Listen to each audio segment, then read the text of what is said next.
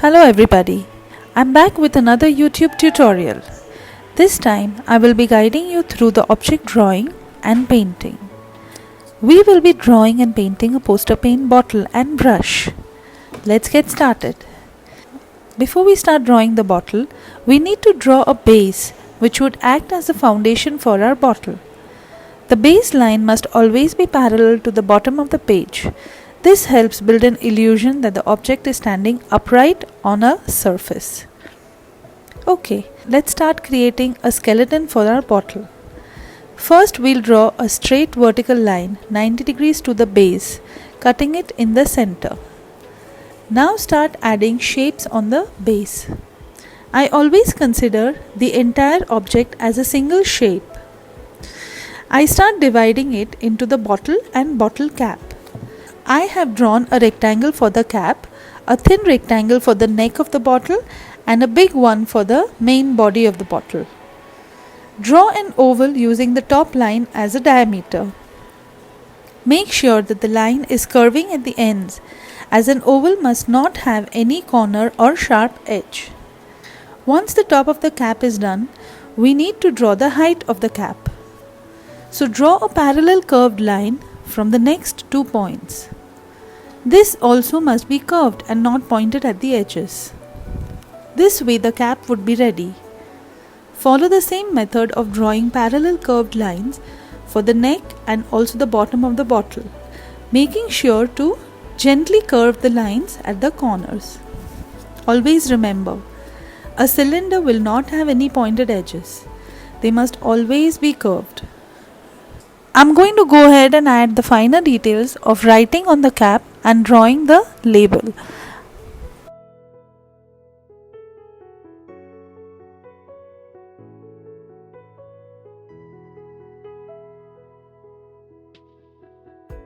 Draw a slanting line for the brush.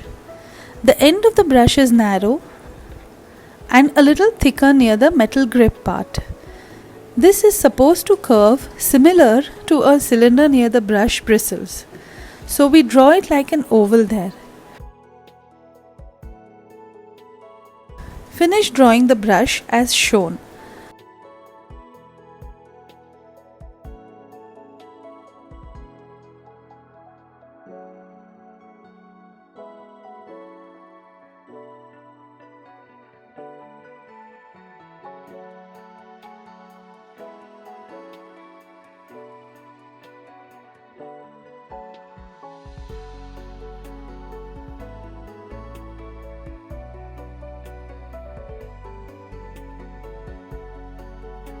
To start painting the cap, use poster white, ochre yellow, Prussian blue and burnt umber.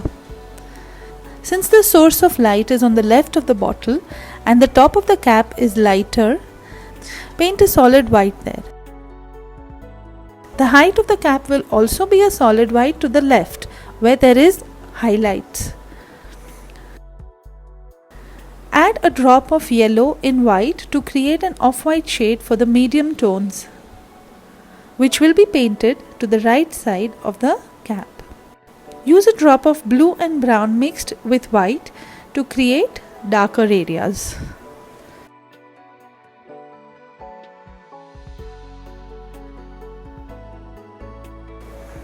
Observation is the key.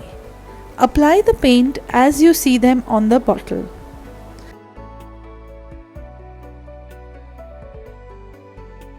I'm going ahead and writing camel on the cap. Comment down below if you'd like me to make a tutorial on perspective typography.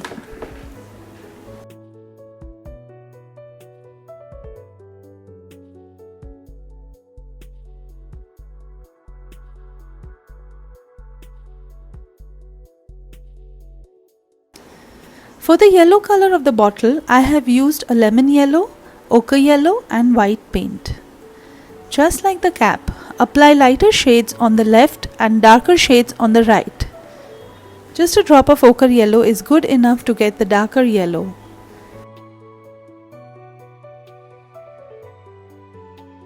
Do mix the paint, apply on a rough sheet of paper to check for the right shade before applying it on the final painting.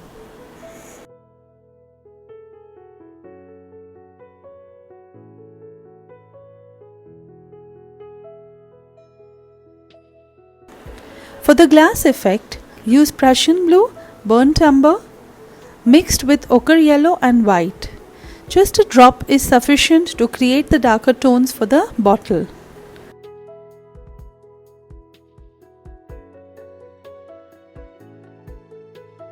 Apply the dark color on the right side. Make sure to paint in curved strokes. Remember the oval shape drawn, so follow the same lines by painting along with it.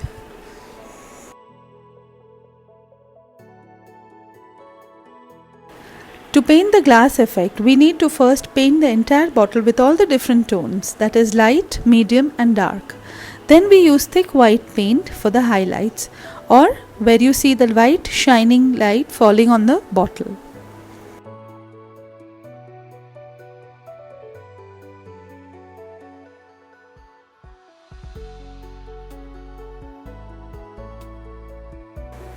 Paint the label in ultramarine blue, Prussian blue, crimson red and white. The label also has white and yellow painted on the left. As it has light falling on it, use thick white paint. This I painted in medium and dark shades only, as there is no direct light falling on it.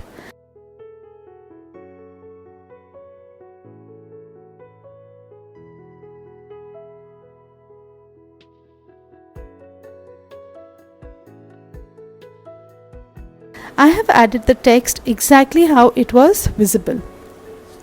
Make sure the alphabets are vertical and parallel to the side of the bottle.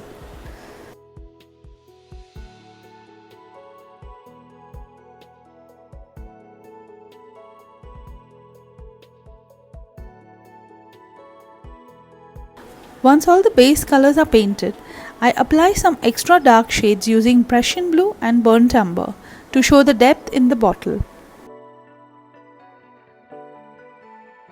After this, I add thick white paint in places where the highlights are visible.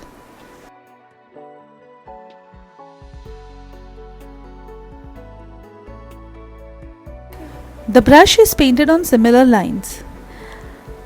I have used ultramarine blue, white, ochre yellow, orange, lemon yellow, Prussian blue and burnt umber.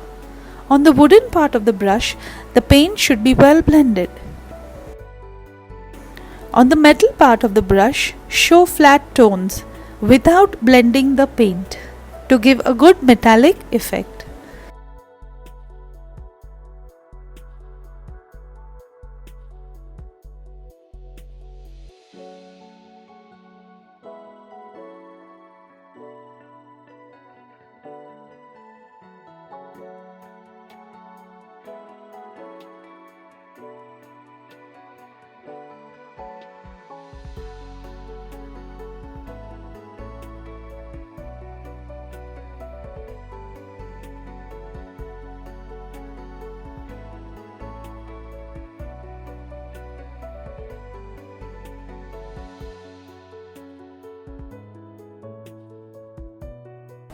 Lastly, paint the shadows using Prussian blue and burnt umber.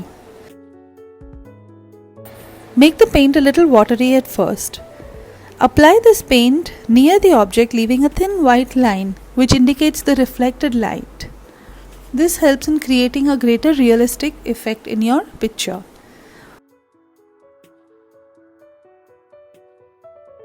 Once the shadows have been painted with a watery paint, apply a little more darker shadow very close to the object.